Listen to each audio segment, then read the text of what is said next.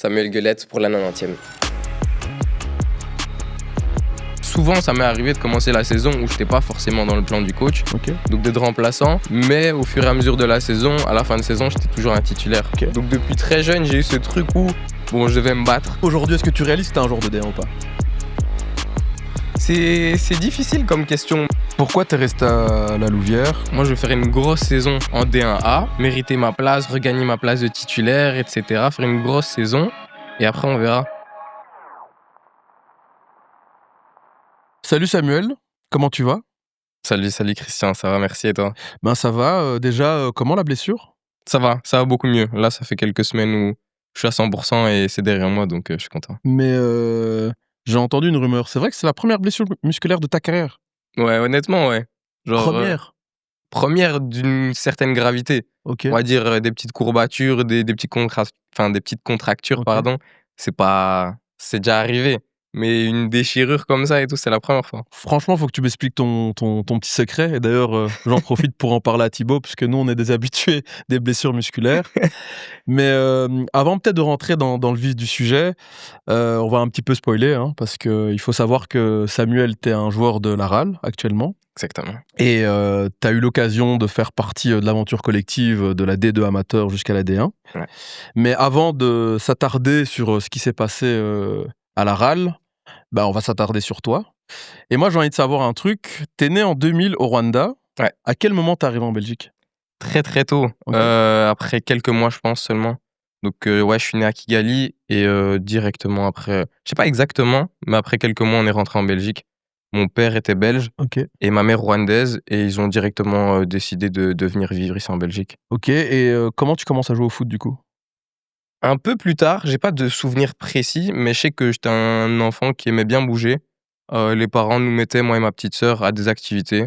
Pendant qu'eux travaillaient, en fait, on faisait que ce soit à la garderie, à l'école, ou bien on allait en stage. J'ai un peu touché à tout. Le foot, j'ai fait les scouts, j'ai fait de la déclamation, du solfège. Enfin bref, on a fait toutes les activités. Et c'est comme ça que j'ai commencé le foot. Et puis petit à petit, les entraînements, etc. Le foot, ça a pris la première place et j'ai laissé tomber le reste. Ok, donc t'as fait le VK Berchem. Exact. Un ancien club que j'ai fréquenté également, qui n'existe plus malheureusement. Malheureusement. Puis t'as fait le FC Brussels. Ouais, exact. Et c'est à quel moment que, entre guillemets, Enfin, le FC Brussels, c'est déjà pas mal, mais c'est à quel moment que tu vas à Gand et comment ça se passe? Donc moi, de base, vraiment, j'étais au VK Berchem parce que c'était à côté de chez moi. J'habite à Berchem et en fait, c'était là où je jouais. Et je m'y plaisais bien. Après, je jouais vraiment pour le fun avec des amis, etc. Je savais pas forcément que j'étais bon, alors qu'à l'époque, j'étais surclassé, mais je le savais pas en fait. Donc je jouais, ça se passait bien. Et puis, il y a le Brussels qui est venu me chercher. C'était nouveau pour moi. Je me suis dit: «Ah, pourquoi pas un autre club un peu plus loin, un peu plus réputé?» Et non, là, je me suis de nouveau développé, un peu de compétition, un autre milieu, etc. Et petit à petit, en grandissant, en devenant un peu meilleur, je pense aussi. Et aussi l'état du club. Le Brussels, c'était un club de D2. Enfin, à un certain moment, on était en D1, puis on est descendu en D2. Et alors, à un certain moment, ça allait plus trop bien au niveau financier aussi, je pense. Ouais. Et à ce moment-là, il y a une passerelle qui s'est faite avec la Gantoise, où il y avait plusieurs Bruxellois qui allaient du Brussels ou d'autres clubs ici à Bruxelles à la Gantoise. Et j'ai fait partie de cette passerelle-là et ils sont venus me chercher. J'ai fait des T'avais tests quel âge à là-bas. ce moment-là? Je pense vers les 14-15 ans. Ok. Ouais, ça devait être là-bas. Et j'étais à Gand et c'est comme ça que ça a commencé à Gand. Et donc t'arrives à Gand, c'est plus ou moins une demi-heure de Bruxelles. Donc tu fais... Ouais.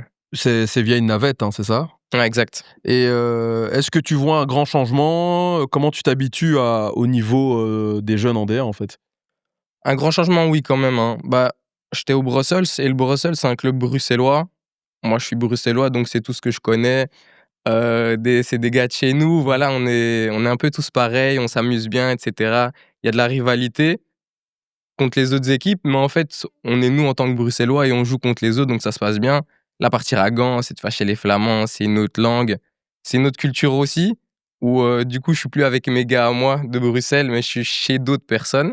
Donc, j'ai dû m'adapter à ça dans le vestiaire, mais au final, j'ai appris la langue et ça s'est bien passé. Et c'était fort différent à ce niveau-là, surtout, je pense, dans le groupe. Mais tu Et t'es adapté après, assez facilement. ouais, voilà. Et puis, le fait qu'au niveau football, ça allait bien, ça a aidé aussi. Et finalement, ouais, je me suis développé comme ça. Et donc, tu grimpes les échelons jusqu'en réserve. Exact. À quel âge t'arrives en réserve? À 18 ans, je pense. Ok, donc t'arrives à 18 ans en réserve. Explique-nous, c'est quoi qui bloque pour que tu ne signes pas en pro dans un club comme Gand, où peut-être à l'époque, je sais pas, mais la formation n'était pas très réputée, il y avait pas énormément de joueurs qui sortaient. C'est quoi qui a bloqué à ce moment-là? Bah, comme tu le dis, en fait, à l'époque, la Gantoise, c'était un club, ils venaient d'être champions quelques années auparavant. Ouais. Et c'était 2016, juste. ouais, voilà. Et c'était un club qui investissait beaucoup sur les transferts. Il y avait beaucoup de joueurs qui venaient de l'Est ou même du championnat belge. Et c'était des noyaux pléthoriques vraiment en pro. Mm. Et il n'y avait pas forcément de jeunes. Donc, je me souviens qu'en réserve, par exemple, surtout ma première année, pour les matchs réserve, en fait, c'était que des pros qui jouaient. On Ok. était peut-être un ou deux du noyau réserve à jouer. Et sinon, à côté, c'était que des pros. Donc, pour monter en pro, c'est vraiment compliqué à l'époque. Et puis, pourquoi ça s'est pas fait? Ben, la première année, ça se passait plutôt bien, surtout vers la fin où je commençais à jouer justement entouré de ces pros-là. Et, et pendant la trêve, en fait, avant de faire ma deuxième année en réserve, normalement, ça discutait d'un contrat, et cetera, avec Manu Ferreira, qui était mon Ouais. coach à l'époque, où ça se passait vraiment bien. J'avais beaucoup progressé avec lui. Et Peter Verbeek, qui était le directeur du De temple. l'académie, ouais. Ouais, voilà, à l'époque. Et franchement, on avait eu des discussions. Et finalement, ça s'est pas fait. Les discussions, elles ont pris un peu de temps. Je sais pas tout non plus, mais je sais qu'à un certain moment, ils voulaient me faire signer. Et puis ça a pris du temps. Et Manu Ferreira est parti, puis Peter Verbeek est parti aussi. Et les gens qui sont arrivés, finalement, comptaient pas forcément sur moi. Ils avaient d'autres idées. Et Et à l'époque, c'est qui est coach? C'est Van Azebroek qui est coach de la première, ou il est déjà parti? il est déjà parti. Ok. C'était Jens Torup, je pense. Ok. Ouais, un Un Danois. Danois, je Ouais, ouais, pense. c'est Ouais, c'est juste, c'est ça. juste, c'est juste, c'est juste. Et voilà, le coach, mais comme je disais, en fait, le coach, il avait pas forcément de rapport avec l'équipe réserve ou quoi que ce soit. C'était Il avait assez de joueurs en pro, quoi. Et comment tu vis, entre guillemets, le moment où tu dois signer pro, finalement tu signes pas, et est-ce que tu aspirais à devenir pro, ou parce que depuis le début, en fait, j'ai l'impression que tu jouais au foot de manière naturelle, les choses se faisaient de manière naturelle, mais le moment où tu ne signes pas pro, comment tu vis ce moment, en fait, finalement? Est-ce que tu as une déception, ou est-ce que tu te dis: «Bon, bah, je vais travailler plus»? C'est quelle réaction que tu as? Comme tu dis, en fait, moi, c'est très tard que, on va dire, j'ai pris le football au sérieux, dans le sens où je faisais ça parce que j'aimais bien et puis c'était devenu une routine, en fait, Mmh. de faire les déplacements et tout et de m'entraîner, de chaque année vouloir faire partie du noyau de l'année prochaine, en fait. J'ai toujours dû me battre, en fait, j'ai jamais été ce crack vraiment. OK. Donc chaque année, j'étais en mode: «Ouais, il faut que je sois bon dans mon équipe, faut que je gratte cette place Tu d'abord de jouais titulaire». titulaire, mais pas forcément le mec, sur qui on comptait à chaque fois, quoi. Voilà, et même souvent, ça m'est arrivé de commencer la saison où j'étais pas forcément dans le plan du coach, OK. donc d'être remplaçant, mais au fur et à mesure de la saison, à la fin de saison, j'étais toujours un titulaire. OK. Donc depuis très jeune, j'ai eu ce truc où, bon, je devais me battre et ça s'est fait, mais avec cet objectif plutôt court terme où, je vais rester dans l'équipe, je vais rester dans le club et je vais prouver que j'ai ma place pour l'année prochaine. Et en réserve, ça s'est fait un petit peu pareil aussi. Après, ça devenait plus sérieux forcément, ça devenait plus compliqué aussi. Mmh.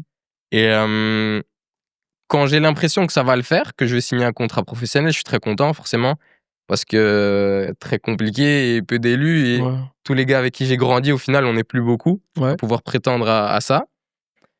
Et donc il y a les pourparlers, comme je te disais, et ça prend du temps et du coup la saison reprend. Et là où j'avais justement, parce que j'avais fait une bonne première saison en réserve, j'avais eu des contacts avec d'autres clubs à l'étranger où franchement j'avais une petite hype. C'était mon OK. moment où j'aurais pu voilà, Il prétendre y à avait quelque quoi chose. comme club à l'époque? Tu te rappelles un peu? Je sais que j'aurais pu partir en Allemagne. OK. Par exemple, Schalke, la formation de OK. Schalke, il y avait un petit intérêt. J'aurais pu partir en Autriche aussi, dans un projet en division 2, je pense. Il y avait des touches, mais moi j'avais donné. Enfin, moi je trouvais ça sympa de signer déjà à Gand. Ouais, bien J'étais sûr, là depuis ouais. un moment et je trouvais que c'était juste la suite logique en fait. OK. C'est ça l'accomplissement, c'est ça que je voulais. J'étais bien aussi à Gand, faut le dire. Je continue à progresser et donc voilà, donc je décide de continuer avec Gand. Sauf que comme je te disais, tout le monde part un petit peu. Les discussions du contrat, j'en ai plus entendu parler parce que ça a pris du temps et je sais pas ce qui s'est exactement passé. Et au final, je reprends la saison, la préparation avec un nouveau coach qui ne compte pas du tout sur moi, qui fait jouer des plus jeunes à mon poste alors que je comprenais pas, j'avais tout bien fait. Mmh. Et finalement, on me dit que je dois trouver un nouveau club, mais fin août. Ah, on te dit fin août, or que la saison a repris, tu dois trouver un nouveau club. Ouais, voilà, c'est ça. Donc je OK. commence la préparation, on me dit: «Ouais, non, Sam et tout, ça se passe bien, on est content. Cette année était un jour important pour le groupe». Je fais la préparation et tu sens quand le coach, il te fait pas trop confiance, tu joues Ouais, toujours les deuxièmes mi-temps, tu vois, tu joues avec les tests et cetera. Tu ouais. Pas dans la bonne équipe, en fait. Tu Aux sens le truc entraînements, tu as les mauvais chasubles. ouais, tu sens le truc arriver où tu dis: Bizarre, bizarre», mais il y a rien d'officiel où le coach, il fait: «Non, c'est bon et tout, OK. tranquille et tout, garde, voilà» et ça se passe bien. J'étais un des plus anciens, du En coup, du plus, ouais. noyau réserve et fin de prépa, je rentre même plus. Genre, je fais des 5-10 minutes en préparation, match de coupe et pareil.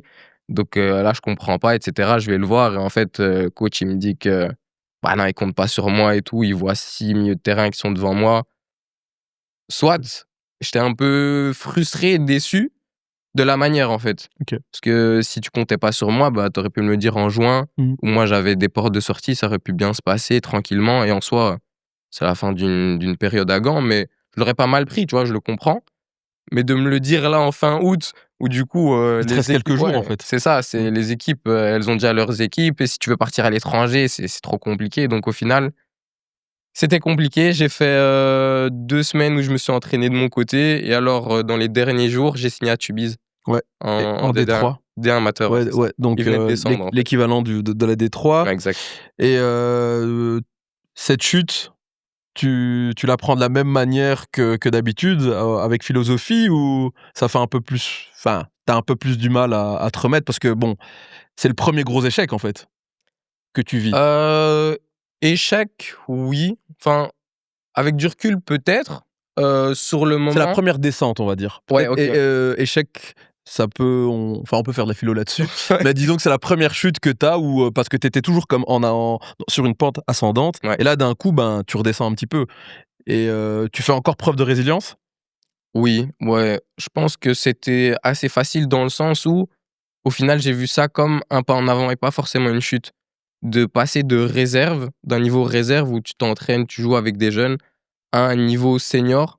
En fait, j'ai vite compris que la D1 amateur, c'était un championnat d'adultes Ouais, et que je devais m'adapter à un championnat d'adultes. Ce que maintenant les jeunes ont l'occasion de faire, exactement. mais c'est totalement différent. Et j'ai pas pris une claque, mais c'était différent et au final, ça a continué au niveau de ma progression. Mais ça Donc, je te laisse sur le moment, ouais. en fait, sur le moment, je vois ce que tu veux dire et Mmh. j'étais déçu de la manière comment ça s'était fini à Gand, sachant que j'étais proche et qu'au final, la manière n'était pas bonne. Mais très vite, en fait, en arrivant à Tubize avec, tout ce qui se passait, le niveau et cetera, j'ai dit: «Ah mais en fait, c'est pas forcément un pas en arrière, au contraire, en fait. Là, je vais apprendre, je vais grandir» et j'ai vu qu'en fait, j'avais encore des steps à franchir pour être déjà au niveau de la D1 amateur. Mais c'est bien parce que ce que tu dis est important parce que, on a souvent l'habitude d'entendre des jeunes parce qu'ils redescendent de division, ils voient d'office ça comme quelque chose de moins bon. Mais il y a une réalité, c'est qu'à partir du moment où tu as jamais eu une minute en pro et que tu as joué qu'avec des gamins et qu'en jeune, en fait redescendre, tu apprends effectivement à jouer face à des adultes et est-ce que c'était dur cette D1 amateur? Ouais, franchement, D1 amateur, après je vais dire à l'époque, je vais faire l'ancien alors que je suis jeune, mais c'était une vraie D1 amateur, hein. Bah, Franchement, il y avait du coup, il y avait les RWDM, il y avait l'IRS, il y avait Danes, le ouais, gros Danes à l'époque. Franchement, c'est des équipes qui étaient déjà avec du budget, ouais, donc c'est des grosses équipes, des beaux stades et cetera, pas trop SDN par ouais. exemple et et puis des équipes de roublards en fait qui étaient adaptées à la division haut niveau et honnêtement, c'était pas évident, hein. C'était des mecs, c'est aussi des anciens pros forcément Ouais, qui descendent un petit peu et qui sont peut-être, parfois en fin de carrière, mais il y avait de la qualité, il y avait de la roublardise et quand tu sors du niveau U21, tout ça, tu le connais pas. Donc tu dois t'adapter, tu dois apprendre et au début, tu prends des claques. Mais non, c'était mais pas cette première évident. saison, tu joues ou t'es plutôt, parce que comme tu dis, tu fais enfin, tu joues face à des adultes et quoi, tu es titulaire tout de suite ou est-ce que bon, on te fait jouer, par parcimonie? Comment ça se passe à ce niveau-là? Alors, faut savoir déjà que moi, dans ma formation, j'ai un peu touché à tous les postes. OK, C'est-à-dire que j'avais cette étiquette de joueur polyvalent, un petit peu intelligent, qui sait s'adapter. OK. Ce qui fait que quand j'arrive à Tubize, je suis loin d'être un transfert, qui va jouer directement et Mmh. cetera. Moi, j'ai 19 ans. à ce moment-là, donc 19 ans, c'est bien. Tu dois montrer ce que tu vaux et en fonction de ça, le coach te donnera du temps de jeu ou pas. Parce que du coup, la D1 amateur aussi, tu joues pour avoir des points. En U21, tu joues pour jouer, tu veux gagner, OK. Mmh. Mais en D1 amateur, tu as la pression des résultats. Ouais, Donc le surtout coach va pas te faire jouer à 19 ans s'il est pas sûr que tu vas ouais, assumer, que tu es prêt et que tu vas aider l'équipe à prendre des points, en fait. ouais et surtout tu joues avec des pères de famille, vous avez un comment on appelle ça? Enfin vous avez des primes, mais c'est pas des primes énormissimes comme en D1. Donc tu as certains joueurs, s'ils ont pas, leurs 2 ou 3 victoires le mois, bah, c'est compliqué. Donc tu as une pression aussi également. Ouais, c'est vrai, c'est vrai. Après, Tubi, c'est aussi une histoire particulière où il y avait quand même beaucoup de jeunes, quelques plus anciens, mais c'était un peu particulier, même au niveau financier, où les Chinois étaient partis à l'époque. OK, Ils venaient de descendre de D1B en D1 amateur. Donc, il y avait aussi des soucis d'argent. Donc, au niveau financier, c'était un peu compliqué. ah donc Genre, en je plus il sais y a qu'en l'aventure fait, des divisions inférieures, ouais, non? ouais, ouais. Non, c'était vraiment compliqué. Et moi, par exemple, quand j'arrive à Tubize, en fin de mercato, moi, j'ai pas de salaire. Je Comment joue pour ça? les primes. OK, donc en fait là, tu es vraiment dans le vrai foot amateur. Donc tu Ouais, arrives, tu as 0 € de fixe et exactement. bonne ch et tu as une petite prime, Ouais, à la ouais. victoire, quoi. Après, OK, moi, la chance, c'est que j'étais encore étudiant. Donc, au OK, final, j'habitais chez mes parents, j'avais pas forcément d'argent. OK, Mais tu joues pour des primes et il faut gagner. ouais. Il faut gagner parce que sinon, tu Mmh, prends rien, en fait. mais donc tu fais une saison à Tubize. Ensuite, tu signes en D2 amateur à Roulers, et ce club fait faillite dès septembre. Explique-nous ce bourbier. Ouais, bah, pour répondre à la question précédente, j'avais un peu zappé. Au début, je joue pas forcément, mais comme je suis polyvalent et cetera, je Mmh. commence à gratter du temps de jeu et OK, en fait, je termine la saison titulaire où au OK. final, à 19 ans, ben, j'ai joué, je crois, enfin bref, j'ai bien joué en D1 amateur et j'étais titulaire et je fais une bonne saison, à Tubize en D1 amateur et du coup, à la fin de cette saison, c'est la saison qui se termine un peu tôt à cause du Covid la Covid, ouais. première fois, où on termine, je pense, en février ou en mars, quelque chose comme ça et alors là, il y a le mercato et il faut trouver un nouveau club parce que Tubize a aussi des soucis de licence et descend du coup en D2 amateur. Parce que peut-être que si j'étais resté en D1 amateur, j'aurais peut-être fait une année en plus, après on sait pas.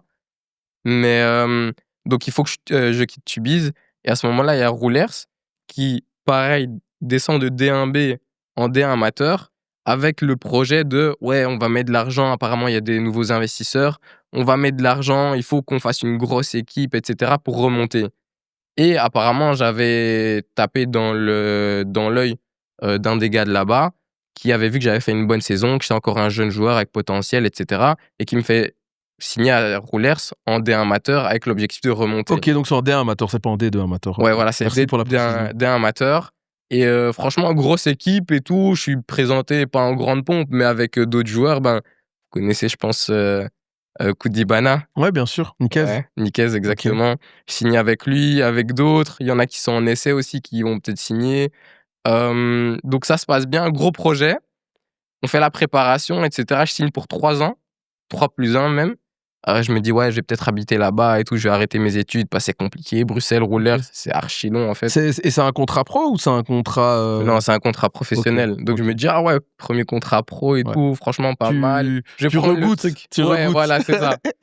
Et puis je vais mettre mes études de côté et tout, je vais vraiment être footballeur et Et cetera, je là, vais habiter tu parles là-bas. d'études, tu as 19 ou 20 ans, tu faisais quoi exactement là, à ce moment-là? Bah, j'étais depuis, 2 ans en sciences économiques, du coup à l'université. Où ça? C'est l'UCL, mais c'est à Saint-Louis, du coup, c'est à OK, ouais, Bruxelles. donc tu étais à Saint-Louis Ouais, en bac 2? ouais, OK. enfin, j'avais des crédits un Ouais, OK, peu, mais j'ai bref, ouais, raté, mais tu ouais. es à l'unif et là tu te dis: «Bon, en vrai, il y a le contrat pro, 3 les ans. études, j'aurai le temps plus tard». Surtout qu'en fait, Roulers, maintenant, c'est professionnel, tu t'entraînes le matin et Bruxelles-Roulers, c'est une heure Ouais, ouais, ouais, 45, tu vois? ouais, ouais, ouais, Donc c'était OK. plus possible de combiner les 2. Les parents sont d'accord et OK. cetera, donc let's go Roulers. Gros projet et tout, ça se passe bien. La prépa commence, je m'entraîne bien, le coach, il me kiffe et tout, c'est lourd. La prépa, tu la commences en juin ou en juillet? Je vais C'est peut-être t'expliquer pourquoi ce détail. c'est peut-être juillet. Je pense que OK. c'est juillet. C'est vrai que c'est un pro Et tu ça as avait des pris un examens peu de en temps. août, techniquement? Mais Oh! tu les nies? Je pense Ouais, bien, je ouais. pense bien. Non, mais Ouais, ouais. c'est pour qu'on se remette Ouais, bien dans le ouais, contexte. ouais. Mais OK. à l'époque, je pense que c'était même, les cours en ligne. Ah oui, c'est vrai, c'est Donc c'est durant les le cours Covid. en OK, ligne OK, OK. et dans mes souvenirs, Je passe pas tous mes examens en ligne. J'en ai peut-être OK. passé quelques-uns, Ouais, mais mais t'es focus sur le foot, quoi, je ah, comprends. il y en a que OK. j'ai un peu OK, esquivé OK, parce que aussi les entraînements, et OK. cetera. Donc voilà. Et non, la prépa se passe bien, sauf que petit à petit, on entend des bruits, dans le vestiaire, et cetera. Les anciens: «Ouais, non, c'est bizarre», et puis on apprend après 1 ou 2 mois qu'en fait, le nouveau projet, tous ces bidons et tout, c'est des arnaqueurs. En fait, il y a pas d'argent. Et c'était qui avait créé ce projet-là? Tu te rappelles ou même pas, Il y avait un Flamand qui était dedans, j'ai plus son nom, mais il avait dit qu'il avait des accords avec des Sud-Africains, et Ça me cetera, qu'il y rappelle un avait de peu ce qui se passait l'argent. avec Dens et tout. Enfin, je trouve ça toujours lunaire. Et toi qui signes là-bas, en fait, tu vois rien venir, en Ah gros. non, moi j'ai rien à voir avec tout ça. Moi, je vois juste un bon projet, je dis: «Ah bien» et tout, et honnêtement, j'arrive, le coach de base, il me connaît pas, mais en prépa et tout, je fais vraiment une grosse prépa et il me kiffe et je me dis: «Oh, c'est lourd, et cetera. Je vais être titulaire, grosse équipe». Le coach, vraiment, j'étais son chouchou limite. Je dis: «Ah ouais, enfin et tout, on va me faire confiance, premier contrat pro, là, je suis au bon endroit, quoi».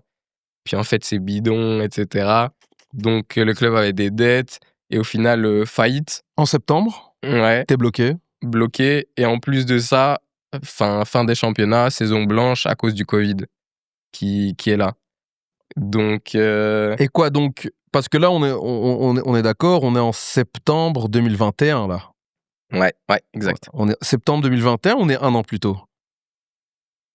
Parce que non, Attends, 2021, c'est attends, quand attends. tu arrives à la RAL. Non, non, c'est bon. Ouais, juste. Donc on est Ouais, en juste. septembre 2020. Ouais, voilà, c'est OK. ça, ouais, ouais. Donc et le Covid arrive en mars 2020. En mars 2020, oui, parce que c'est Covid-19, Voilà, c'est effectivement. ça, ouais. OK, donc septembre, faillite. Donc t'as plus de club. Pas de Tu fais club. quoi pendant ce temps-là?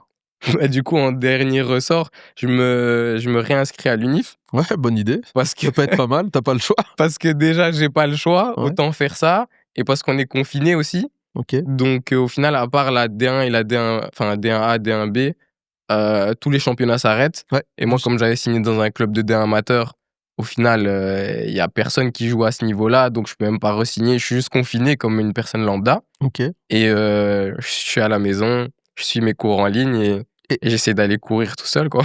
mais tu fais ça pendant combien de temps? Ah, pendant une partie de cette saison-là, hein. Je sais qu'à un certain moment, je vais voir un match de la RAL parce qu'un ami à moi jouait là-bas à l'époque. Juste avant que tout s'arrête, je pense. Juste après la faillite de Roulers OK. et qu'on soit totalement Ouais, donc en confinés, septembre voilà, dans 2020 à ce ces moment-là, eaux-là, ouais. là-bas. Mais sinon, après, je suis à la maison, je m'entraîne avec des amis et tout, on essaye Mais d'un ça que peu je vais dire, esquiver. est-ce qu'il y a, je sais pas, tu s'entraînes avec les joueurs sans club ou tu te débrouilles vraiment à l'ancienne dans un parc avec des potes et puis c'est tout? Non, franchement, avec mes gars et tout, on avait monté une petite équipe où vraiment on était esprit, ouais, confinement, pas confinement, on va s'entraîner. Donc on allait sur les terrains, il y a des terrains au Serie A, il y a des terrains, on OK. cherchait des terrains. Parfois, on devait s'entraîner en rapide pendant 1 heure parce qu'après la police venait Oui. et on devait aller chercher un autre terrain. On allait courir au bois. Franchement, OK. on était esprit, et c'était bien. Franchement, c'était bien. On allait courir pour garder la forme, en fait. S'entraîner parce que, au final, le football, c'est ce qu'on fait, c'est ce qu'on aime, et Et on donc vous voulait faites ça pas jusque? pendant une grande, grande partie de cette période Covid, en fait. Et C'est toute une saison, en fait, ouais, hein, que le Covid, il a fait, je pense. enfin, ça a été toute une saison, mais du coup, comment t'arrives à la RAL? Parce que je me dis, tu à la RAL en 2021 Ouais. et entre donc la faillite, tes déboires sur les terrains où la police vous courez après et tes courses dans les bois, c'est à quel moment que tu fais enfin, c'est à quel moment que tu signes à la RAL et comment tu te retrouves à signer là-bas? Bah, comme Vu que je t'ai dit. tu pas énormément de enfin si, tu as un fait d'armes, c'est que tu as fait une bonne deuxième partie de saison Ouais, avec voilà. Tubize, mais qui vient te chercher? Comment le deal se fait? Bah, de base, j'entends parler de la RAL parce que mon ami joue là-bas, Alain Matoka, dédicace. OK. Mais il joue là-bas, donc je vais voir un match où ça se passe bien, et il me dit: «Ouais, non, franchement, club des 2 amateurs, mais carré et tout, ça se passe bien et tout». Puis je dis: «Ouais, non, ça va». J'ai encouragé mon gars et tout. Je vais à la Louvière une fois, et franchement, bon feeling et tout, beau stade, et cetera. Le club, ils jouent en Adidas et tout. Bref, il m'avait pas trop menti, tu vois? Mmh. Donc ce Tu que je sens que c'est vois de la organisé RAL, en tout cas, ouais. ouais, voilà, Ouais, c'est ouais. un bon club, et cetera, et c'était encore en Coupe de Belgique à l'époque. Donc ils avaient passé quelques tours et ils jouaient contre l'Antwerp. Donc mon gars qui joue contre l'Antwerp, alors qu'il est en D2 amateur, je Ouais, ouais, regarde, évidemment. je regarde, pour donner de la force et je vois qu'ils font un bon match, etc. Donc ça, c'est mon premier contact avec la RAL. Et en parlant avec Alain et tout, je lui dis, ouais, franchement, ton club et tout, bien et tout, on sait jamais, mais pourquoi pas, tu vois. Et il glisse un peu mon nom au directeur sportif, C'était qui à l'époque? David C'était Verwilken, déjà David, ok. que vous avez Vermeulen, ouais, reçu. bien sûr qu'on a reçu. Et David, quelques temps après, ou pas si longtemps après, en fait, on devait être en mars, je sais pas, quelque chose comme ça. Je reçois un coup de fil comme ça, je suis à la maison et tout, dans la chambre de ma sœur et tout. Bref, on s'ennuie. Et je reçois un appel, je connais pas, et c'est David. Et David, il est bon. Il est bon, donc il avait bossé son dossier. Ok. Et donc il m'avait dit, ouais, Sam et tout, je te connais, etc. depuis un petit temps, je t'avais vu et tout. Et du coup, comme la saison elle est terminée, on prépare le mercato pour la saison prochaine. Et voilà, t'es tout en haut de ma liste, etc. Je connais bien ton profil. Il me parle de ma carrière. Et du coup, quand t'es à la maison, tu sors d'une année Covid où tu fais pas grand chose, t'es là, tu galères pour t'entraîner. Il y a pas beaucoup d'offres. Hein. T'as vraiment rien. T'as vraiment rien. Le premier qui vient, qui montre un peu qu'il te connaît, tu vois, Mais ça tu fais fait un du peu bien. semblant quand même sur le moment pour pas montrer que tu peux signer pour rien. Mais voilà. Mais en vrai, ça fait plaisir, tu vois, l'ego et tout. T'avais besoin de ça. Ça faisait longtemps, en fait. Tu vois, ça fait tellement longtemps que tu te dis, Je vois. bien. Hein. Ouais. En plus, l'image que j'avais du club, elle était bonne de base. Ouais. Donc moi, en soi, j'étais pas fermé, j'étais ouvert.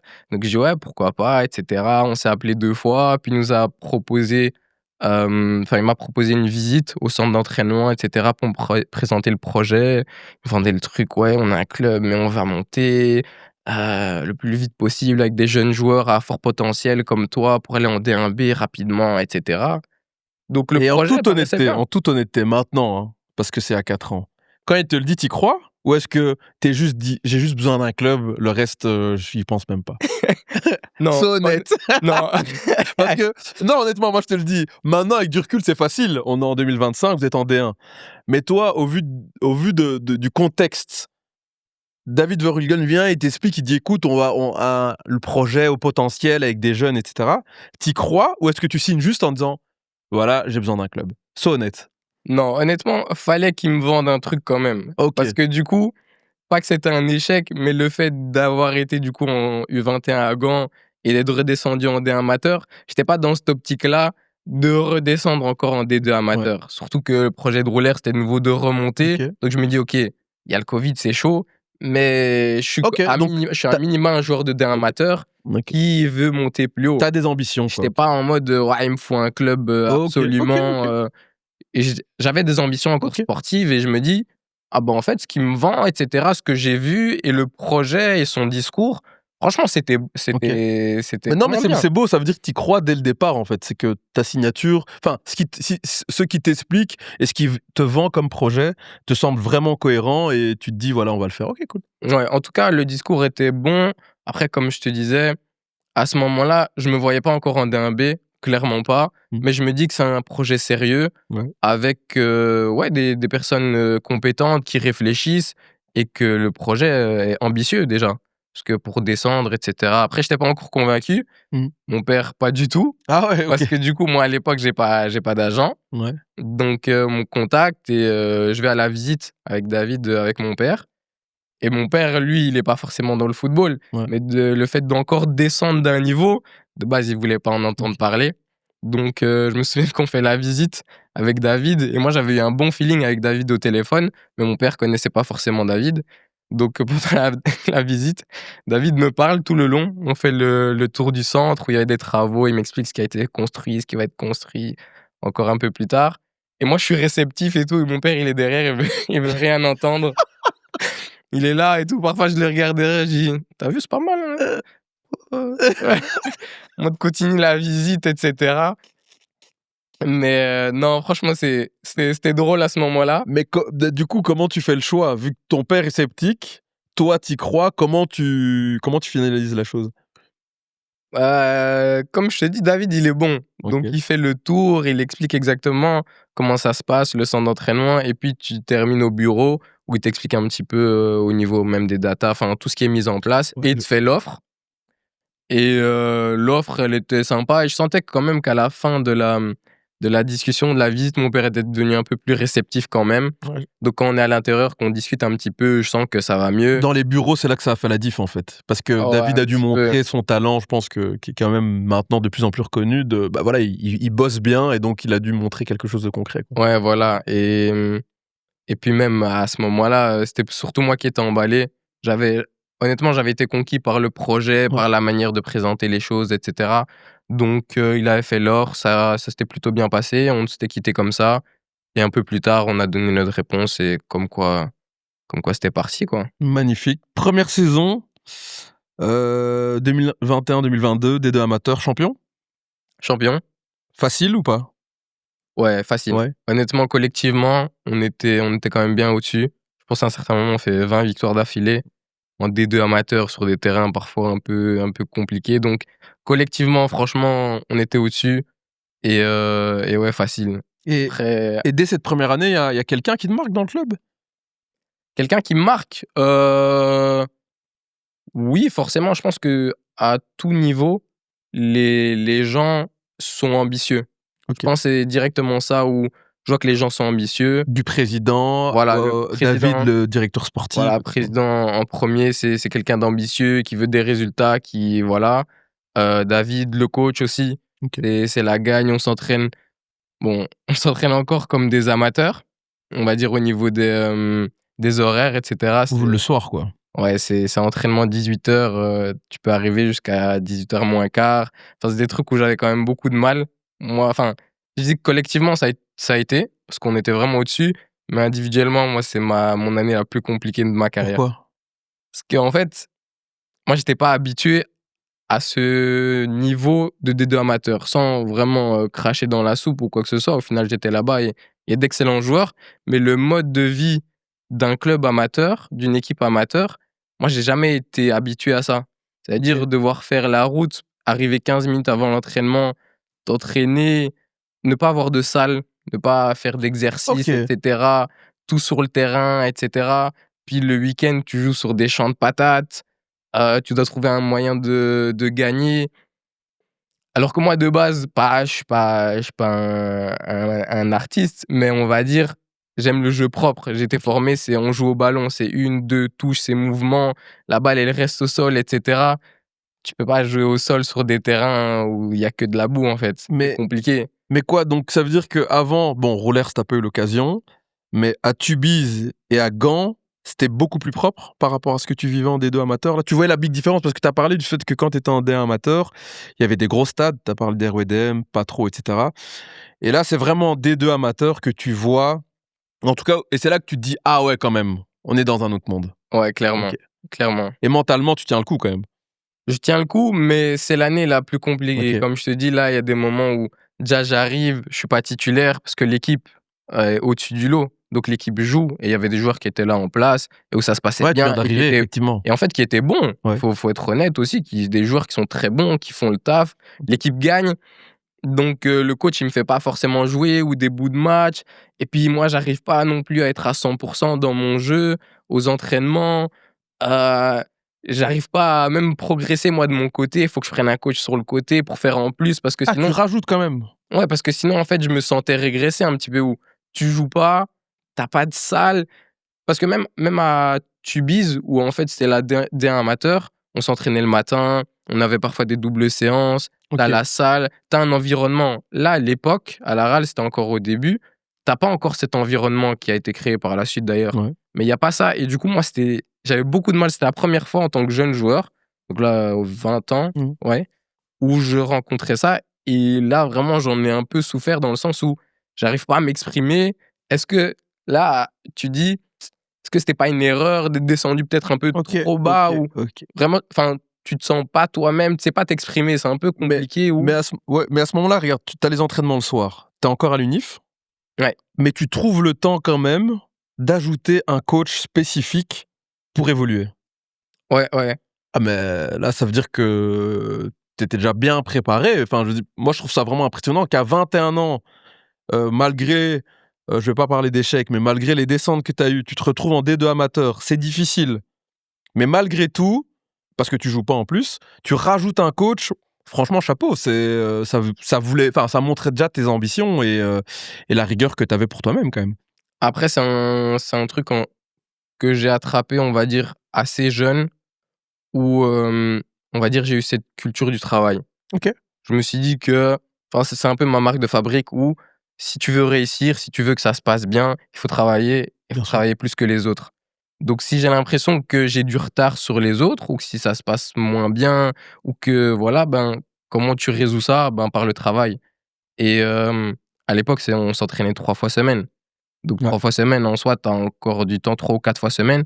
Il te reste encore un jour pendant la semaine où tu peux travailler et je travaillais déjà avec, Ronald Kabea, vous connaissez, OK, je pense, bien sûr, ouais. à l'époque et Et du donc coup, tu je faisais travaillais avec lui le jour où tu avais pas entraînement voilà, une ou le séance matin ou semaine OK. et j'essayais de bosser et j'étais vraiment dans mon mental où: «OK, faut que je bosse, faut que je rattrape mon retard, faut que ça se passe bien». C'est pas évident, mais faut que tu le fasses et voilà. Et cette première saison, donc OK, je vois déjà dans quel état d'esprit tu es. Et est-ce qu'à un moment donné, tu deviens titulaire ou tu fais une saison en mode 13e, 14e, 15e homme? Non, je commence vraiment sur le banc, même j'ai fait quelques matchs en tribune, OK. où pendant tout un moment c'était un peu compliqué. Puis petit à petit, je me suis battu, j'ai eu des bouts de match. À l'époque, il y avait que 4 remplaçants, je pense que c'était 15 sur la feuille en D2 amateur. Ouais, c'est possible Donc du coup, si tu pas dans le 11 de base, déjà fais en sorte d'être quand même sur la feuille, tu vois? Il reste que 4 places sur le banc, avec le donc gardien, c'est chaud, tu as 3 gars, tu vois? Donc ça devient chaud. soit sur le banc, donc petit à petit, je suis sur le banc, je fais mes rentrées, ça se passe OK et cetera. C'est à ce moment-là où aussi je rencontre, Jason, OK. donc mon agent et cetera qui on s'était déjà entreaperçus il y a quelques années, mais du coup avec qui on parle bien et cetera et voilà depuis on travaille, mais ça se passe vraiment bien Et à ce donc moment-là. le moment où vous vous rencontrez, c'est le moment où tu joues pas, en fait? Je joue très peu, OK. ouais.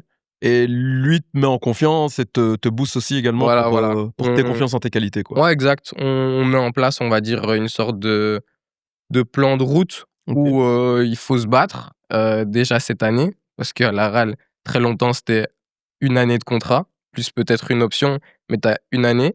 OK. Donc même si l'équipe est très bonne, l'équipe va monter, mais il faut que tu mérites ta place. Comme en fait, je faisais très jeune, il Mmh. faut que tu mérites ta place pour l'année prochaine. OK. Donc petit à petit, je prends un peu de temps de jeu, j'ai quelques titularisations et au final, je termine la saison quand même titulaire, où je fais quelques bonnes performances à des moments clés, en fait. Je Ouais. termine très bien la saison, où tu te demandes, «Est-ce qu'on va le garder? Est-ce qu'on va pas le garder?» Bah, en fait, je termine bien et du coup, je repars pour 1 an de plus à la RAL. Magnifique. Ben, en soi, c'est ta marque de fabrique, c'est aussi la résilience un petit peu. En fait, tu étais habitué à toujours, peut-être pas faire partie directement du plan, mais tu t'es battu et tu reçois ta chance. L'année d'après, vous jouez la montée, donc vous êtes en D1 amateur et à quelques, points près, vous ratez, la montée en Challenger Pro League. Qu'est-ce que tu dirais qu'est-ce que ça t'a amené? Là, je parle d'échec, vu que vous ne réussissez pas à monter. Qu'est-ce que ça a amené au club et qu'est-ce que ça t'a amené toi, cette année? Et là, tu es titulaire? Peut-être, enfin, c'est plusieurs questions en une. Titulaire, pas tout le temps, pas tout le temps. Justement, là, j'étais encore dans ce truc où je suis le joueur polyvalent, OK. encore jeune joueur et honnêtement, on avait une grosse équipe avec des joueurs même d'expérience et cetera et qui venaient de plus haut et donc parfois je jouais sur le flanc, Mmh. parfois je jouais au milieu, parfois je jouais en 10, enfin bref. Mmh. Je jouais, mais j'avais pas ce poste de titulaire indiscutable, mais je jouais tous les matchs et à la base de l'année, l'objectif affiché n'est pas de monter, mais on se rend compte en fait aussi par notre début de championnat qu'en fait, on est vraiment bon et que cette année, on doit monter. Surtout qu'il y avait 3 montants en D1 amateur.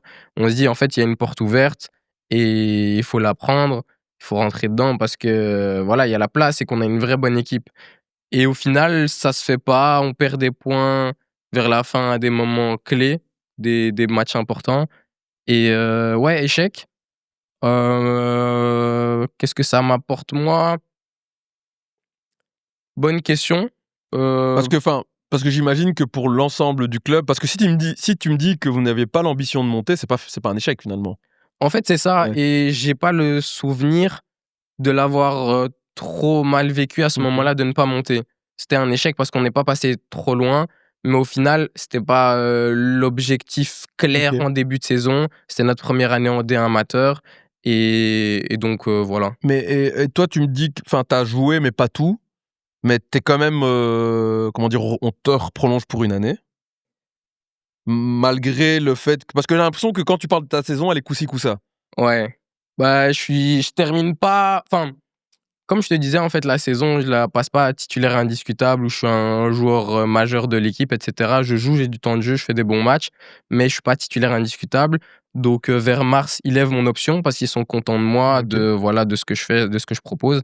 Après, comme on ne monte pas, la deuxième année en D1 amateur, par contre, objectif affiché, il faut absolument monter. Oui. Donc, voilà, on veut faire une grosse équipe et là, à un certain moment, on me dit que par rapport à ce que tu as montré et tout, c'est un peu chaud, on hésite un petit peu à te garder alors que j'avais encore une année de contrat Mmh.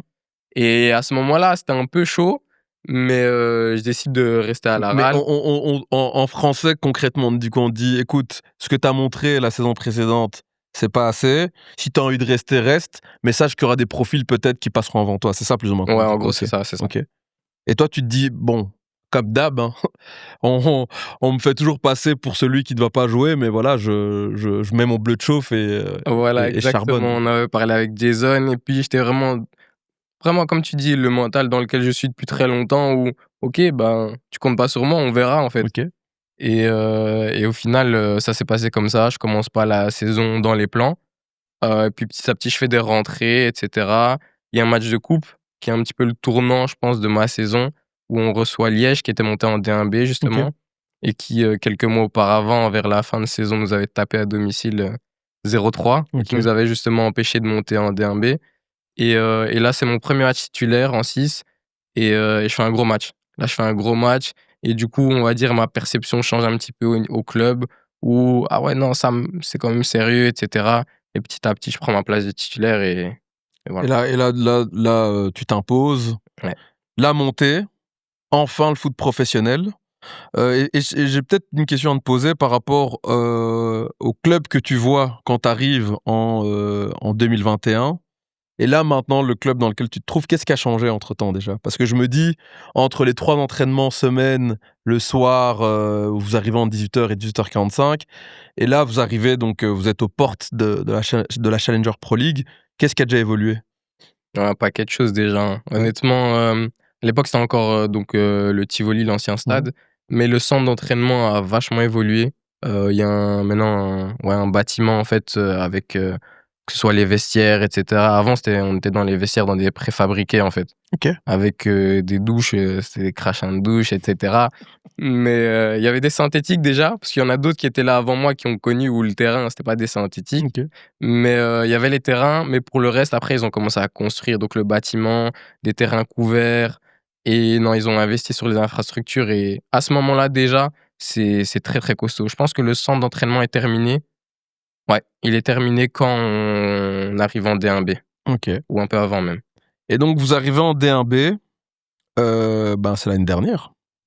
Exact. Quand vous arrivez enfin, encore une fois, je vais être honnête, moi, j'entends la RAL en D1B, je me dis: «Bon, OK, ils vont prendre 3-4 ans max». Enfin, parce qu'on entend les projets, on entend énormément. En plus, allez, il faut dire ce qui est, c'est que je trouve que la RAL, vous êtes un club très sympathique et vous êtes de très quand je dis vous, c'est le club de manière générale, de très bons communicants donc allez, on a envie d'y croire, mais à un moment donné, on se dit: «Bon, c'est peut-être monté un peu trop vite, ça a un petit peu calé». Explique-nous comment vous faites, l'année dernière pour faire la saison que vous faites? Parce que pour moi, elle est jusqu'à la fin, je me disais que c'est pas possible et au bout du compte, vous réussissez encore à faire, à nous épater donc explique-nous. Honnêtement, je pense que quand on revient un peu en arrière, personne n'aurait pu prédire ça, que ce soit au club et cetera. On était arrivé dans le foot professionnel et c'était un accomplissement dingue, Ouais, vraiment. Et après on a commencé la saison et tout ce que le club aussi a mis en place au niveau de l'encadrement, des entraînements et cetera. Il y a des gens qui sont arrivés petit à petit et le club à ce niveau-là, au niveau de la préparation, des entraînements et même de la performance en général, il a passé à un autre step et je pense que c'est notre début de saison, en fait. On a l'équipe qui a été créée, honnêtement, on avait tous faim, on avait tous ce désir d'un peu prouver que, ouais, on méritait ce niveau professionnel et cetera. On avait d'excellents joueurs qui avaient pas toujours, on va dire, prouvé ou performer sur la durée à ce niveau-là, mais on avait tous cette faim-là, on était tous jeunes, plus ou moins le même âge, etc. Et puis quand on voit notre début de saison, où en fait, au début, tu dis, bon, est-ce qu'on a le niveau? Et puis tu vois que tu as le niveau, tu vois que tu fais des gros résultats, il y a des matchs quand même qui ne trompent pas, où tu dis, ok, Dens, qui de base était un favori, on va gagner chez eux, on est sur un 12/12 pour commencer le championnat, on se dit, oh, il y a peut-être quelque chose de sérieux, on n'est pas mauvais, ce qu'on fait, ça marche en fait, que ouais, le- toute la méthode qui est mise en place, la performance, etc., en fait, ça donne des résultats pour être très bon dans la division. Et en fait, petit à petit, on s'est concentré sur le match d'après, et on a vu qu'on restait en haut, en fait. Et de base, on disait qu'on était un peu la fraude et tout, la surprise en haut du classement. Et au final, ça a duré jusqu'à ça a duré jusqu'à la fin de saison où, en fait, on méritait d'être là et on était très bons et on est monté. Mais moi, ce qui me marque, j'ai le souvenir qu'on avait reçu David ici et il nous parlait du fait que lui, dans son recrutement, enfin, lui, donc le club dans son recrutement, en fait, parfois, certains joueurs, par exemple, pouvaient avoir le niveau pour la D2 amateur et pas le niveau pour la D1 et pas le niveau pour la D1B, puis avoir le niveau pour la Jupiler Pro League, par exemple. Donc, en fait, il y avait certains profils bien précis que le club choisissait selon ce qu'ils attendaient de la division.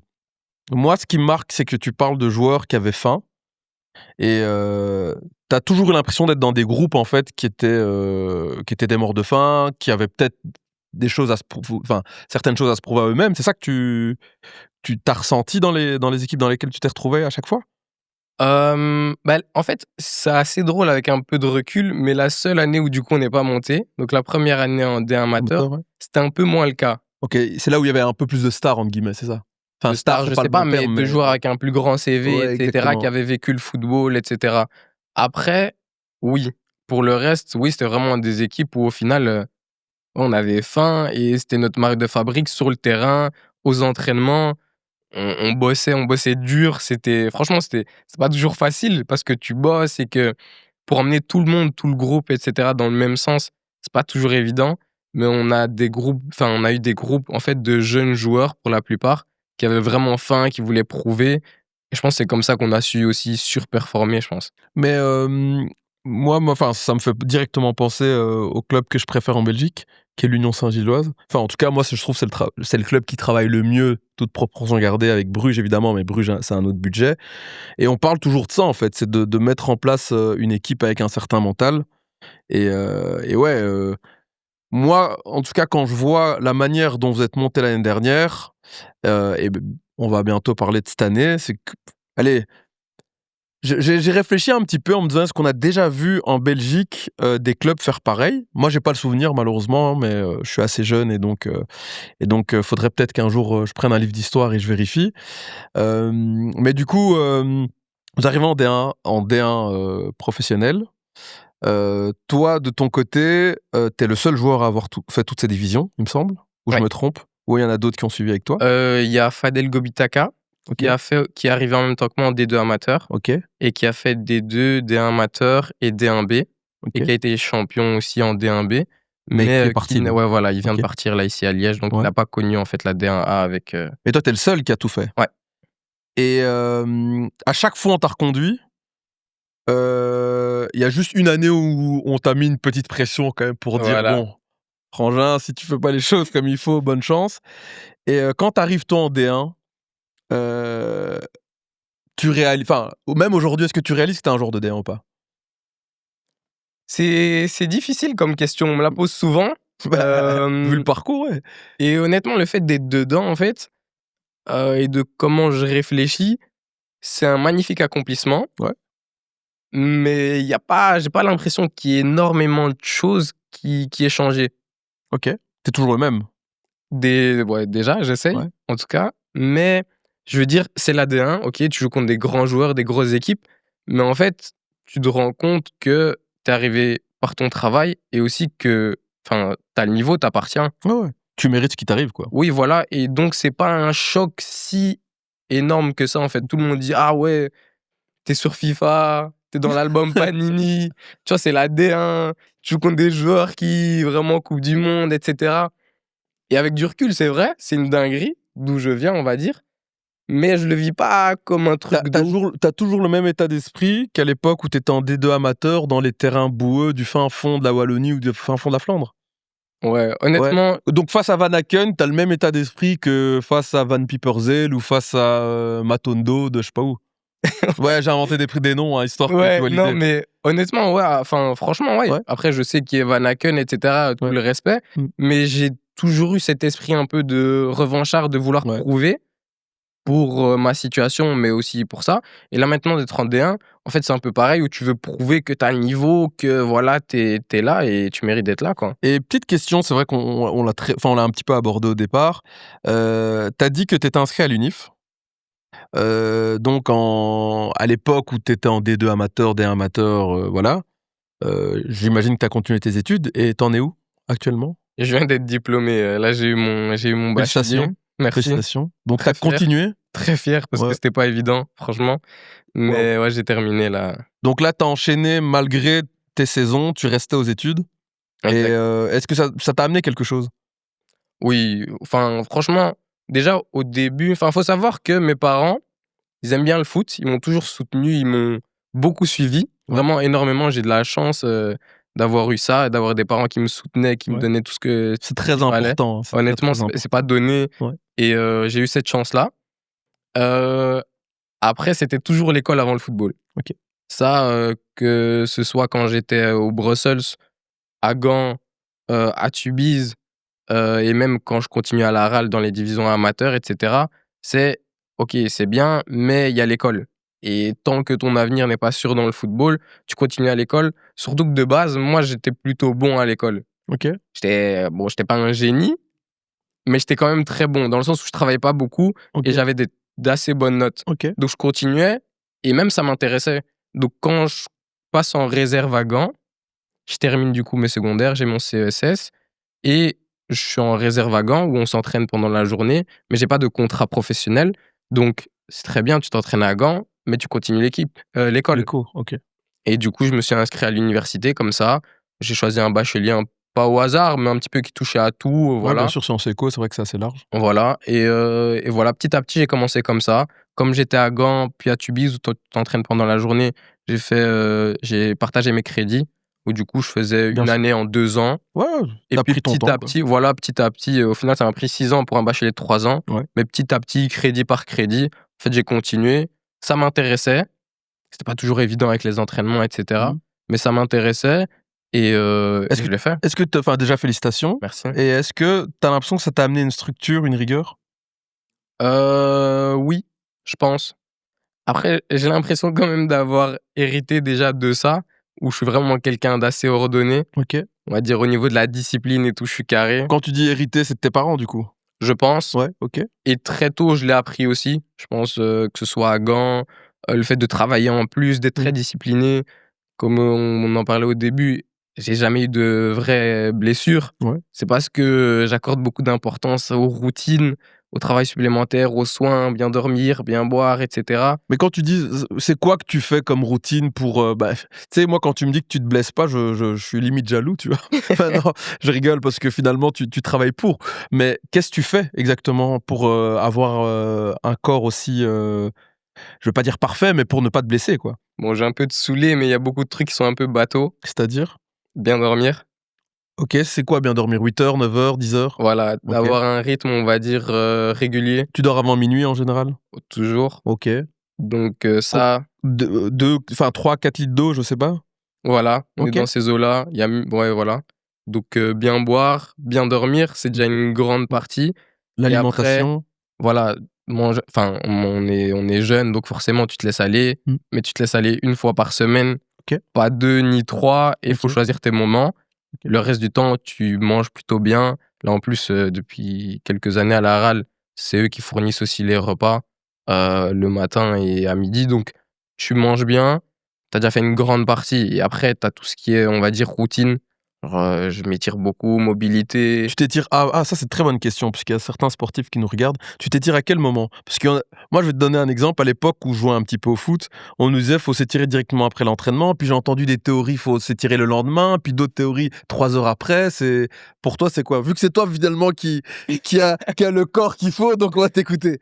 Non, moi, ce qui fonctionne pour moi, et Ouais, ça, c'est propre à bien chacun. sûr, c'est propre à chacun. Merci de le Ce qui préciser. fonctionne pour moi, c'est le matin, j'ai ma routine où c'est mobilité, un peu d'étirement. OK. C'est des étirements un peu dynamiques pour, ouais, tu as une grosse séance, la veille ou même tu te réveilles en soi, quand tu arrives au club, tu prends ton petit déjeuner et tu fais ta routine. J'ai une routine, je sais ce que je dois faire exactement pendant 25 minutes où je travaille ma mobilité, je travaille un peu tous les muscles, où je détends les muscles, en fait. C'est pas OK. de l'étirement, statique pendant, 30 secondes, mais tu fais un petit peu de mobilité, un petit peu de stretching dynamique et j'ai ma routine que j'ai fait évoluer au fur et à mesure des années et Et elle tu fais ça fonctionne pour moi, après en fait. donc c'est le lendemain de l'effort, toi, c'est ça que tu fais? Non, je fais ça avant tous les efforts. Avant t donc tous les matins, tu fais ça, Ouais, mais imaginons tu as eu ton match, tu t'étires pas directement après, on est d'accord? non, non. Et tu t'étires le lendemain matin, du coup? Voilà, le OK. lendemain matin, petite, séance récup et OK. cetera. Tu fais du vélo et tu fais ta routine. OK. Mais intéressant en tout cas parce que après comme tu as dit, ça dépend des corps et il y a 1000 et une théories, Voilà. mais toi, c'est comme ça que tu fais et c'est comme ça que c'est comme ça que ça fonctionne. Et au-delà de ça, au-delà peut-être de tout ce qui est physique, tu parles beaucoup de ta foi. Ouais. Peux-tu nous expliquer, quelle importance elle a pour toi et qu'est-ce qu'elle t'a apporté de manière générale, dans toute ta carrière? Ouais, très, très important. Je pense que c'est la base déjà. J'ai grandi et je suis né dans une famille, chrétienne, OK. catholique où, c'était, logique en fait d'aller à l'église tous les dimanches et cetera, d'être baptisé. Enfin, j'ai fait le truc classique où, communion, confirmation et OK. cetera. Donc j'ai grandi avec Dieu, dans ma foi et cetera et puis au fur et à mesure des années, ta relation évolue et c'est ce qui s'est passé et que ce soit, on a parlé de ma carrière, mais que ce soit à Gand, puis à Roulers, puis la première année à la RAL, où il y a eu des moments un peu plus compliqués mentalement, c'est là où je pense ma foi m'a beaucoup aidé et c'est là où j'ai beaucoup, évolué. Je OK. pense dans ma relation avec Dieu, avec Jésus et ouais, maintenant, en fait, j'ai donné ma vie à Jésus, en fait et c'est le centre de ma vie et ça me permet aussi d'avoir beaucoup de recul OK. sur tout ce que je fais et pas minimiser l'importance des choses, mais te dire qu'il y a le centre de ma vie, c'est ma relation avec Dieu et après le reste, si tu le fais bien, ça va aller OK. et j'ai eu la chance aussi de rencontrer ma fiancée qui m'a aussi beaucoup aidé par rapport à ça, mon rapport avec Dieu et j'ai vraiment grandi dans ma relation et je me sens béni et chanceux par rapport à ça, parce que maintenant je me vois pas vivre autrement, en fait. Mais c'est dingue parce que depuis qu'on discute de toute l'évolution, je sens une paix, en fait, dans ce que tu vis, tu vois? Tu me parles des montées de D2 à D1 de la même manière que ce que moi j'appelais une chute en D2 amateur, donc ça montre que finalement, toi, tu fais ce que tu peux faire et après le reste, ça j'ai l'impression que comme tu dis, tu le laisses à Dieu, c'est ça? Ouais, exactement, exactement et quand je vois mon parcours, en fait, je l'ai vu, je l'ai expérimenté et en fait, pas ça me donne raison, mais ça montre la voie, en fait. J'ai jamais, envié quoi que ce soit. Quand tu me parlais des chutes et cetera, ben, je me suis jamais dit: «Ah ouais, ça va pas, regarde l'autre». J'ai jamais envié qui que ce soit. J'étais en paix. Je me suis dit que: «OK, si je dois faire ça, bah, je le fais. Moi, je vais tout faire pour remonter. Je vais mettre tout ce que j'ai pour travailler dans le travail, dans tout ce qui se passe là, mais pas de mauvaises pensées et si tu y arrives pas ou si tu t'arrêtes à un niveau, bah, c'est que c'était comme ça, en fait. Ouais. Donc comme tu dis, la paix, je pense que c'est un magnifique mot dans le sens où, moi, j'ai aucun problème avec quoi que ce soit, avec ce qui m'arrive, ça fait partie du chemin, en fait. C'est des obstacles et si tu as des obstacles, c'est que Dieu les a mis là et que c'est parce que tu sais passer à travers aussi. Non, non, c'est beau, mais rapidement peut-être pour conclure, parce que franchement, j'aurais voulu terminer sur ces beaux mots, mais il y a encore une petite partie on est quand même sur cette année-ci. Ouais, Donc là, l'année a commencé, malheureusement tu t'es blessé. exact. Heu, déjà, je sais pas, toi de ton côté, quelles sont tes ambitions? Sachant que et tu me dis si je me trompe, que tu as eu certaines pistes cet été. Pourquoi tu es resté à la Louvière? Est-ce que tu estimes que vous avez quelque chose, d'intéressant à faire en D1? Oui et pourquoi je suis resté à Lolivière, en fait, c'est pour moi, c'était juste une suite logique. Je pense, par rapport à mon parcours. Et puis de découvrir la D1 avec ce club avec lequel j'ai vécu beaucoup de choses, quasiment tout vécu. Mmh. C'était juste, logique, je pense, de découvrir la D1 et je suis vraiment dans cette optique de progression et je pense que la suite logique et le meilleur pour ma progression, c'était en fait de rester à la Louvière où, je m'y sens bien, où je sais que je peux me développer et que tout ce qui est mis en place me permet de développer, de bien travailler et de découvrir la D1 à un niveau que je connaissais pas, enfin OK. que je découvre seulement maintenant. En fait, c'était le meilleur endroit pour moi, pour ma carrière et les offres, c'est flatteur. D'où je reviens aussi, c'est flatteur, ça fait plaisir. Après, si tu fais bien ton boulot, je pense qu'il y en aura d'autres après et on se posera la question plus tard. Mais pour le moment, je suis à la Louvière, je suis bien à la Louvière, je suis fier d'être à la Louvière en D1 Évidemment. et je pense que je suis au bon endroit. Et est-ce que par rapport à ce que tu as vu en Jupiler Pro League, est-ce qu'il y a des joueurs qui t'ont marqué? Ouais, bien sûr, hein. Donne-nous des joueurs qui t'ont vraiment marqué où tu te dis: «Ah ouais, quand même». Vraiment au-dessus, quoi. Bah, au final, là, c'est que le début de saison. Ah, mais Donc, vous avez déjà eu OK, des beaux adversaires il quand y a même. eu 10 matchs et de ce que j'ai vu, Van Aken, c'est une dinguerie. Ouais, trop fort, vraiment. Ouais, c'est abusé. Ouais. Et pourtant, le match contre nous, c'était vraiment c'était Faites pas match nul, hein? ouais. Ouais. Non, non, mais on gagne. Non, vous gagnez, ouais, c'est Ouais, on contre gagne contre l'Union, match Bruges. nul. Ouais, Ouais, voilà. c'est juste, ouais, c'est juste. Non, en fait, on gagne contre Bruges et honnêtement, c'était quasiment un non-match de Van Aken, mais le voir comment il bouge et cetera et moi, c'est un joueur où, tu vois, quand tu es petit, tu regardes le foot, tu dis: «Ouais, OK, Van Aken et tout, c'est bon, il marque et cetera», mais tu saisis pas le truc. Mmh. Mais quand tu regardes le football et tu commences à comprendre et cetera, c'est QI dingue, foot, c'est c'est incroyable. abusé, Ouais. Donc vraiment Van Aken, abusé. loin Ouais. devant tout le monde. Bon, après, c'est le meilleur de très loin, faut pas se mentir. Ouais, après de ce qu'on a vu, il y a quand même des très, très bons joueurs. Je pense que Tsolis, cette année, c'est très, très bon. Honnêtement, c'est très fort et contre nous, quand il est rentré, il a vraiment fait la différence. Le 1er match, Thomas Henry, Ouais, du Standard, costaud. ouais, il calait tout, abusé. Genre long ballon sur lui, il était propre, franchement, machine à laver. Ouais. Je l'avais trouvé très, très fort et sinon, c'est le niveau général. Je pense que tout OK. le monde est bon. Même Ouais. des joueurs dont on parle pas forcément et cetera, c'est des très bons joueurs, quoi. Et pour toi, maintenant, quelles sont, comment dire? Quelles peuvent être tes ambitions personnelles ou quelles sont-elles, tout simplement, en fait? Est-ce que tu as le droit de le dire ou tu préfères, comme d'habitude, Non, laisser tout dans les mains de Dieu et ouais, déjà, ouais? mais ça peut te paraître fou, mais commander 2 amateurs, commander un amateur, commander un B, moi, je vais faire une grosse saison en D1A, mériter ma place, regagner ma place de titulaire et cetera, faire une grosse saison et après on verra. Me concentrer vraiment sur cette saison, tout mettre dedans, bosser là-dessus et en fonction de ce qui se passe, on verra. Mais c'est vrai qu'en plus, là, pour le moment, malheureusement, tu as été blessé, et puis je pense que pour le moment, l'équipe est bien en place, donc tu repars dans les schémas habituels, en fait, où tu vas devoir te battre encore une fois pour reprendre ta place. Mais à mon avis, avec, cet état d'esprit, j'ai aucun doute que tu auras l'occasion de bien revenir et on va conclure juste avec des questions un petit peu plus légères. Déjà peut-être le stade ou le club de tes rêves? Vélodrome, Olympique de Vélodrome? Marseille, ouais. Moi, j'aime bien Liverpool et Marseille. Ouais. 2 gros stades, 2 grosses équipes, 2 grosses ferveurs. Je pense que le Vélodrome, c'est vraiment une dinguerie. Un rien plus qu'Anfield, même si Anfield, c'est mythique.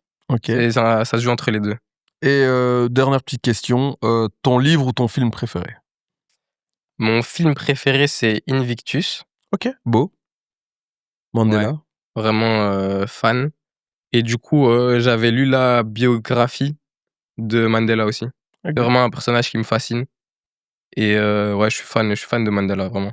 Top. Bah, écoute, je voudrais te remercier franchement Samuel, merci pour tout. Déjà pour enfin, le fait d'être venu, c'est déjà quelque chose de bien, mais surtout pour, la manière dont, tu t'es exprimé, le fait d'avoir parlé de résilience, je pense que c'est un truc qui est très important, surtout dans une époque comme la nôtre et voilà, enfin l'année entière et moi-même, on te souhaite le meilleur et j'espère que tu continueras à nous surprendre et que tu continueras à évoluer donc force à toi et force à la Louvière. Merci, merci Pour le reste, les beaucoup. auditeurs, un grand merci. N'hésitez pas à liker et à partager. Passez une bonne soirée. Ciao, ciao.